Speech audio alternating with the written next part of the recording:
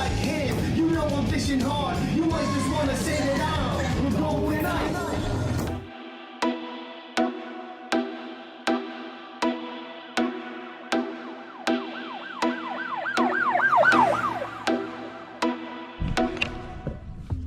All right, everybody, here we are. This is the Hobie B.O.S. Open on Lake Champlain.